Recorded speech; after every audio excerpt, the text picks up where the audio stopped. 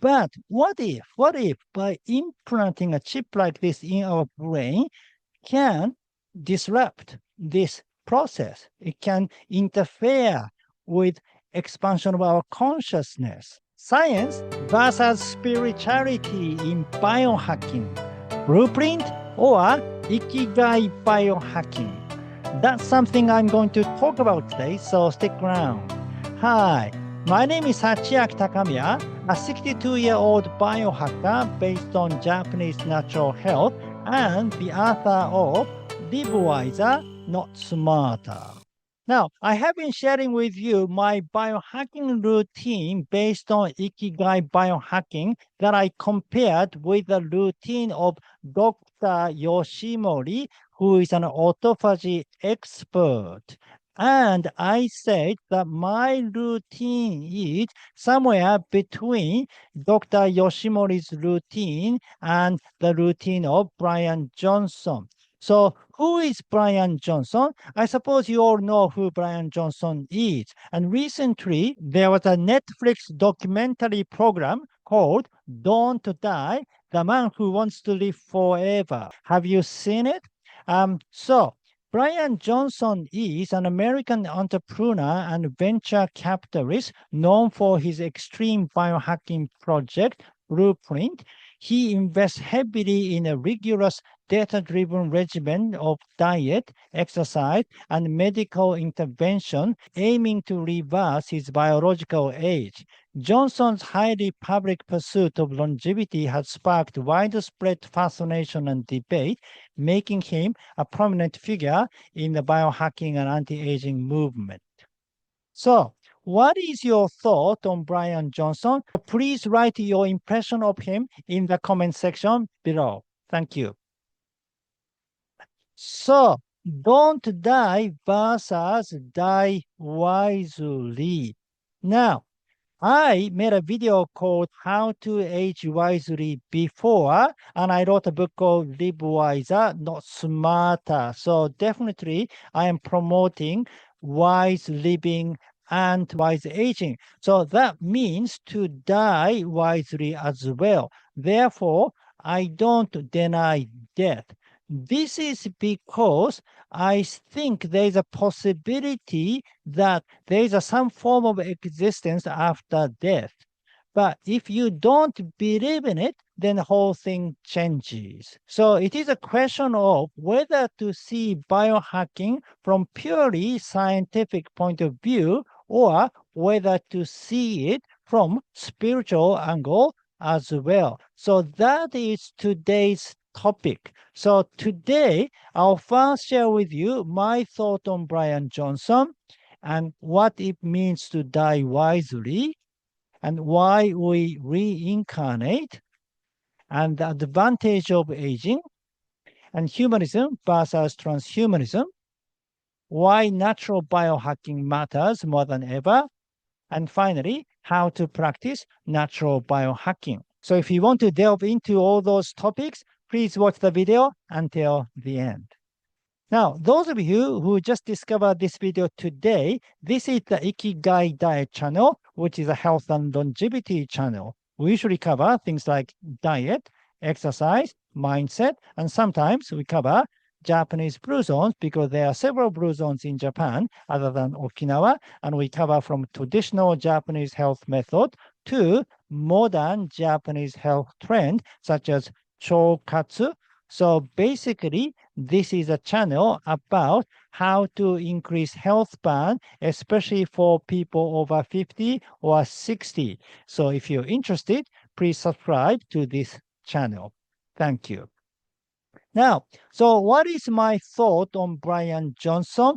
First of all, I admire his dedication. He is a dedicated person. He has spent tremendous amount of energy and time doing his research to gather all those data, came up with this nutritional and exercise protocol, and he is following through. He is doing everything, and which is very meticulous. So it takes a lot of energy to follow through, and he is doing it. So I admire his dedication. That is absolutely wonderful. Some people seem to criticize Bryan Johnson because maybe he's making money, he's making a business, he's selling his own product and so on. But I think that's what people do. I mean, many people do that. Many of the fitness influencers are selling their own product anyway. So it is not something unusual. And he's an entrepreneur, he's a business person. So probably that's what he does. I mean, I am promoting my books in this video too. Now, so as for his regiment, okay, I won't go into details of his regiment, but whether it is effective or not. So this is a versus video. So blueprint versus Ikigai biohacking, which is better, which is more effective and so on. So to answer that question, I admit that the blueprint is superior. So there's no question. It is a lot more optimized. I mean, he has a group of doctors working for him. He is checking, he's measuring his progress constantly. Everything is scientific. So I'm sure this is a lot more optimized and therefore it is effective. So Ikigai biohacking doesn't even come close to it. There is no point of even comparing the two. By the way, if you don't know what Ikigai biohacking is or what my routine is, I made a video recently. So this is the first one. The actual title is The Autophagy Expert's Routine versus My Biohacking Edition. So it describes my daily routine, what I do from the morning until the evening. And the dietary version is this one. The title is Autophagy Experts Longevity Diet versus My Biohacked Diet. So I put the links below in the description box. So please watch them. And then please give me your opinions. What do you think? Which method do you think is more optimal and effective for your biohacking journey? Thank you. Now, having said that, our goals are very different. The purposes of doing this biohacking is completely different. So in that sense, you cannot really measure whether one method is effective or not. So Bryan Johnson is interested in extending lifespan as long as possible, but I am interested in just staying healthy until 100 or 120 years and die naturally. So I accept death. And I want to prepare for an existence after this as well. So my biohacking isn't purely preserving health, but preparing for death. So it includes how to die. Now, how to die? What do you mean? You probably don't understand what I mean, but well, have you ever seen this book, The Tibetan Book of Living and Dying? This is precisely a book about how to die, how to prepare for your death. Because when you die, it is often said that you kind of go through a tunnel and you see a light or darkness, and you may be pulled to either direction, and you need to prepare for that to be pulled toward right, and you need certain practice. And the book introduces certain, I think, meditation practices and breathing practices for that. So that's the one way. But also, when I say how to die, is how to conclude your life. In other words, how to die with Ikigai. Ikigai is written like this. This means ikiru, so life, and then kai means value, worth. So life worth living for is what Ikigai means. So when I die, I want to feel that my life was worth living for.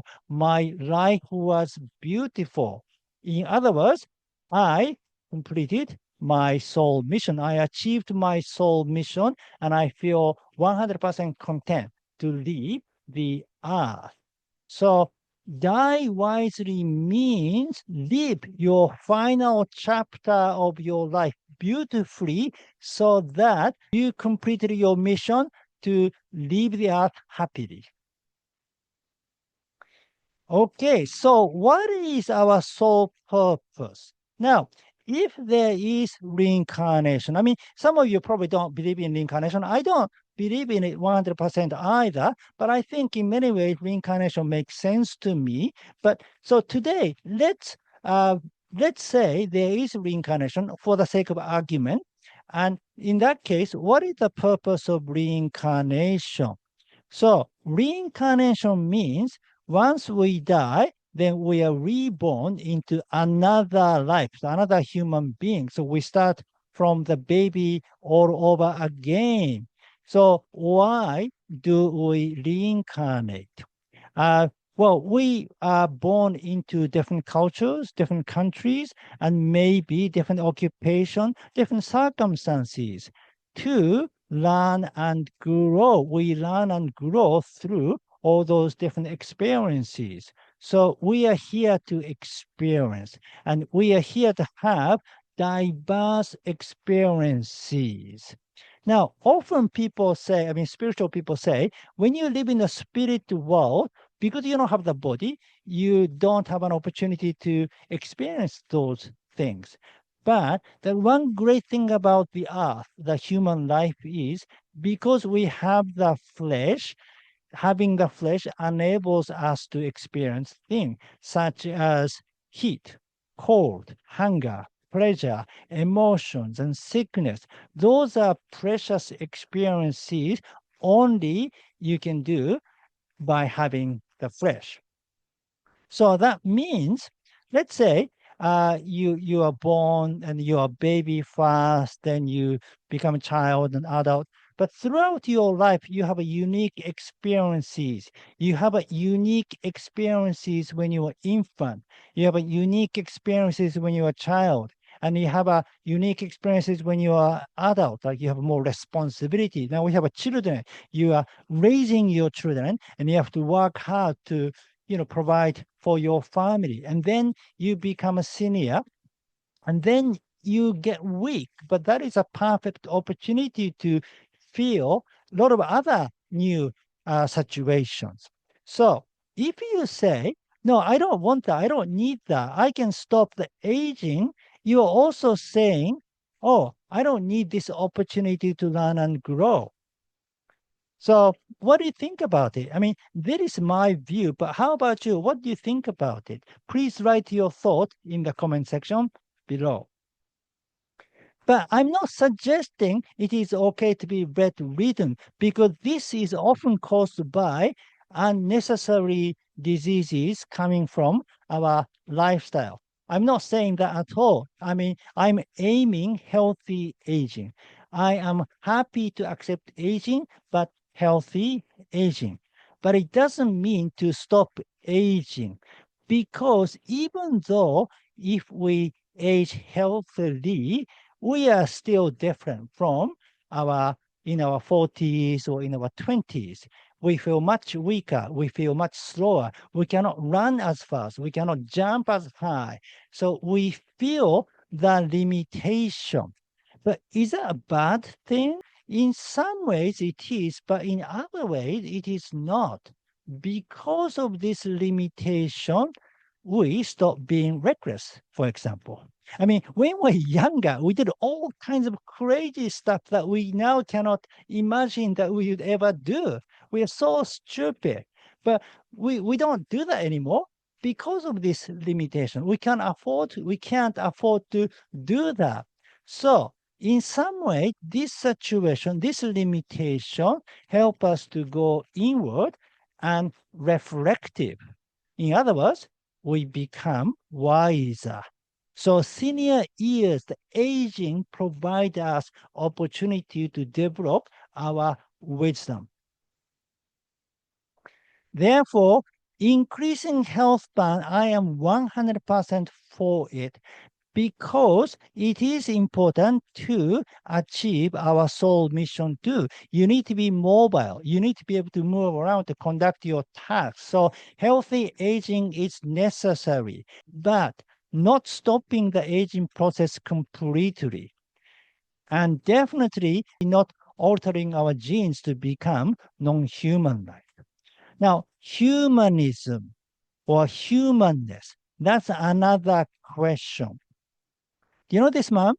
He's a Dr. Greg Braden. He is the author of Pure Human. Have you read this book? I haven't read this book yet, but I've watched his YouTube video about it. And what he's saying is, so we are shifting towards singularity, maybe in 2030, or some people say 2040. We don't know exactly when, but definitely we'll shift towards singularity, if not at least AI-centered society. And in the process, we are shifting towards transhumanism, where we alter or modify part of our body to kind of become a hybrid human. We implant chips into our body and so on. And this is already happening in biohacking. Some people implant chips into their body or their brains. And some say this is a part of evolution. They say, what's wrong with it? I mean, that's how we evolved as human beings. There is no unnatural process. Whether it appears to be natural or unnatural, everything is part of our process, our kind of evolution, even using technology, because we have been using tools and different kind of technology in the past as well. This is not the first time. And then there is an argument that in ancient time, like long time ago, extraterrestrial beings genetically engineered early hominids to create Homo sapiens. I don't know if that is true, but if that is the case, then why not engineer ourselves using our technology to evolve further? That's possible. However, is it the only way? Is it the only way of evolution? What about expanding your consciousness? This is also often talked about. It is a great opportunity to expand our consciousness. So I talked about the connection between left brain and right brain before, or the gut and brain connection.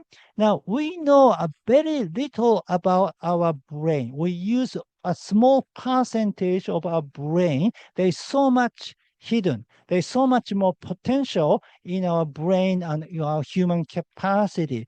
And now we're beginning to understand this, and then we're beginning to understand how perfect our body is. Even looking at the cells, we have autophagy. We have all those wonderful mechanisms that is within us. So by understanding our brain, our body, maybe there are other ways to evolve without using those technology. We're probably better than AI. But what if by implanting a chip like this in our brain can disrupt this process? It can interfere with expansion of our consciousness. Many spiritual people say it is a time for a great spiritual transformation. So in the beginning of this year, I made a whole bunch of video about 2025, the 2025 being a transformational year, and it is a spiritual transformational year. But not only in 2025, they all say like next 5 to 10 years. So basically, from 2025 to 2030 is a critical period for us to evolve. And some says it is a once in 26,000 years opportunity. It's a precious, rare occasion. And this time, it may not be a regular reincarnation. We may not be reborn into another human life, but we may be ascending to another dimension, such as fifth dimension. So if that is the case, and if this expansion of consciousness matters to this evolutionary process, now is the time to preserve our humanness, and now is the time to preserve our actual natural human quality to open up ourselves. Now, many of you can relate to me about this. I don't think many of you want to do that. That's so easy. I don't need to convince you to understand that. But What about supplements? What's wrong with supplement? Because I say I don't take any supplement. Or what about temperature control to optimize your sleep? What's wrong with it? Well, I wouldn't say they are wrong, and I wouldn't say they are dangerous either, but there are drawbacks which are not often addressed, but there are drawbacks. For example, have you seen a film called Princess Mononoke? It's a Japanese animation film by Hayao Miyazaki. So this is Ashitaka, one of the main characters in the film. So sometimes he senses something is going to happen a second before happening. For example, oh, someone is coming or something's going to happen. So he feels it a second before. We had this kind of senses in the past, but now we don't have it. Why? Because we stop using it. So that ability degenerated. So if we don't use it, it will atrophy. Now, how many of you have this experience that you went skiing for the first time in 20 years, and then 20 years ago you were able to ski wonderfully, but now you just forgot how to do? How many of you have experience like that? Well, I have. So it just happens in our regular life too. If we don't use it, we lose that ability. In order to preserve the skills or in order to preserve the function, we need to keep using them. Okay, so many scientists, many scholars say that our body, our physiology was kind of made up during the hunter-gatherer period. And then during that time, there was scarcity and inconsistent supply of food and energy. But our body was capable of that. Our body had a function to adjust ourselves. In terms of scarcity, autophagy start working, or maybe for the energy, we use our savings and so on. But what happens if we change this? For example, if we have a constant supply, which is now, we have a constant supply of food. And with all those supplements and devices to tell us exactly how much certain type of nutrient we need each day, and we supply it constantly, what happens? Then those mechanisms are not necessary anymore, and maybe they stop working. What about the temperature control? Now, in the United States, every house is central heated. So I don't think temperature adjustment is something new to you. It's kind of part of your life, really. It's not a big deal. But in Japan, we don't have a central heating. I mean, I live in this kind of house, the so-called kominka, the old traditional Japanese old house, and we don't have a central heating, of course, and we don't even have an air conditioner. So one room is warm, but once we go out into the corridor, it is freezing. When you go to the bathroom, it's so cold. But that is normal. And the room I sleep in is cold. But of course, I have a blanket. I have a sort of futon on. I have a futon, so inside the futon it is warm, but the room itself is cold. But I sleep without any problem. I mean, my body can adjust that naturally. In cities too, they have an air conditioner, but it's not central heated. Part of their house is still cold. Now, in the Netflix documentary, some people are saying that Bryan Johnson was weird or his approach was bizarre. But I don't think so. I think what he's doing now will be a norm in few years' time because already many people are doing part of what he is doing. For example, smartwatch. Everybody's using it now. And do you think a person is weird if the person is using smartwatch or a supplement? I mean, not 100 of them, but there are tons of people using supplement on their regular basis, like maybe 5 supplements a day or 10 supplements a day. And do you think they're weird? Probably not. So this is becoming our norm. And what about DNA test? Many people started doing it, especially in the field of biohacking. It has become very common now. What about other field? We have a smart kitchen now. More and more people have smart kitchens, smart cars, and automatic driving. Basically, we are shifting to a smart society. This is the way we are moving into, and Bryan Johnson's lifestyle will become normal. It will become new normal. It will become the mainstream. Now, don't get me wrong. I'm not against Bryan Johnson. I'm not against him personally at all. And I'm not against the movement too. I mean, like Don't Die movement. I think that's fantastic. I think many of the things they're doing is basically, many of the things they do is natural method plus just improving their health span. So that's fantastic thing. And also, I admire his intention too. I admire that he's challenging religion, challenging the kind of norm, the kind of old-fashioned idea, because a structured religion, like an organized religion, whether it is a Christianity, Buddhism, or Shintoism, when it is organized, when it is structured, then they have a hierarchy and it's a top-down approach. It's like they have the answer. Well, we have the truth, and you need to listen to our truth.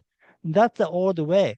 But I don't believe that. I believe we all need to find our own truth. We are seekers, not followers. And science is one tool to help us find truth for ourselves. So it is a way to be independent. We need to be independent. So I respect him for that sense. So I'm not against science at all. I do use some of the scientific method into my biohacking regimen as well. But I feel there could be a balance between science and spirituality, or science and spirituality can be merged. All I'm saying is we need a balance. I mean, we can use technology for a certain extent. If it's convenient, then why not? But we just need a balance. And the balance is the key to be in charge, to be independent, because science and technology is becoming another religion now. It is becoming another mainstream thing. And we don't want to be controlled by that either. We want to be in charge. And to be in charge, we need to keep this balance. So liberation from the matrix, to be independent. So in that sense, we have the same goal. Now, so the balance between science and spirituality, but now we need to pay a little more attention into spirituality.